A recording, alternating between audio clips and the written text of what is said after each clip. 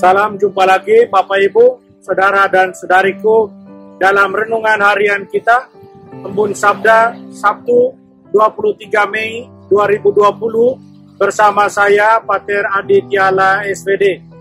Saudara dan Saudariku seiman, apa kabar? Semoga saya menjumpai Anda sekalian dalam keadaan yang sehat walafiat. Saudara dan Saudariku seiman, hari ini saya ajak kita untuk merenungkan sekaligus merefleksikan bahwa karena iman kita akan Yesus, Putra Allah, Dia yang diutus Allah untuk membebaskan kita dari dosa, untuk memberikan keselamatan buat kita. Iman kita akan Dia buat kita dikasih oleh Bapa di surga.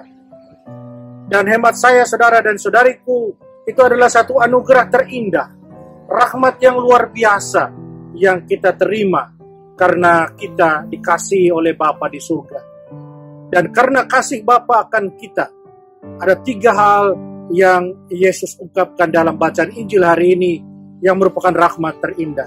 Yang pertama, apa saja yang kita minta kepada Bapa dalam namanya akan dikabulkannya. Luar biasa, saudara dan saudariku.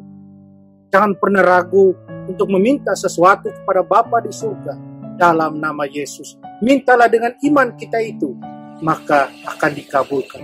Yang kedua, sukacita yang kita alami karena iman kita akan menjadi penuh.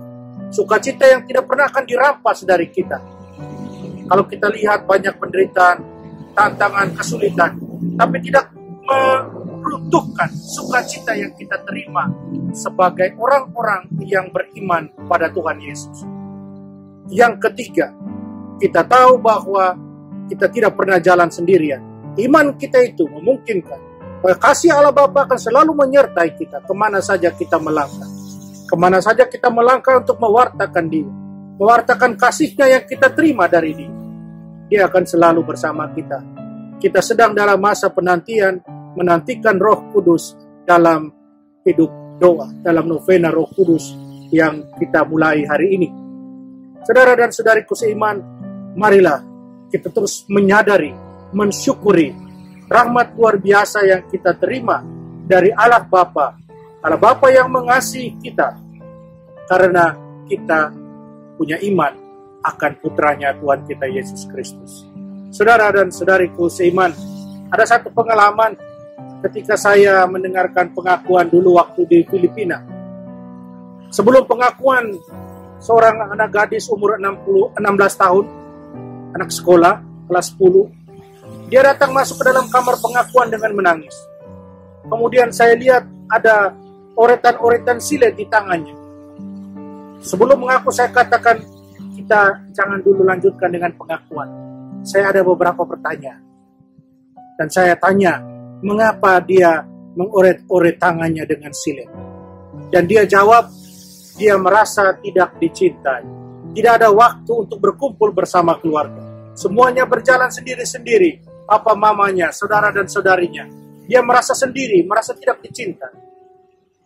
Kemudian saya tanya, kenapa engkau sekarang masuk ke dalam ruang pengakuan? Dan dia katakan, saya mau bicara dengan Tuhan. Saya katakan dia, supaya engkau tahu, Tuhan sangat mengasihi. Dia mencintai. Bapa di surga mencintaimu luar biasa. Kalau memang mereka tidak mencintai, Tuhan sungguh mencintai. Dan oleh karena itu saya bilang dia, tunjukkanlah cintamu kepada semua yang berada di sekitar. Janganlah mulai dengan yang besar-besar. Mulai dengan hal sederhana. Ucapkanlah selamat pagi buat papa mamamu, saudara-saudari. Berikanlah senyummu yang terindah buat mereka. Buatlah itu terus-menerus. Saya kira satu saat nanti akan terjadi perubahan.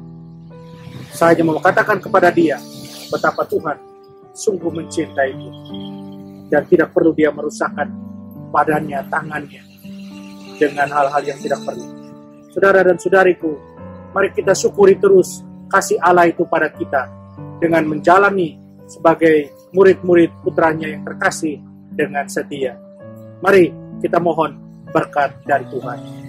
Tuhan sertamu. Kita sekalian dan semua orang yang kita cintai, kita kasih. dilindungi, dibimbing, dan diberkati oleh Allah yang Maha Kuasa, Bapa dan Putra dan Roh Kudus. Amin.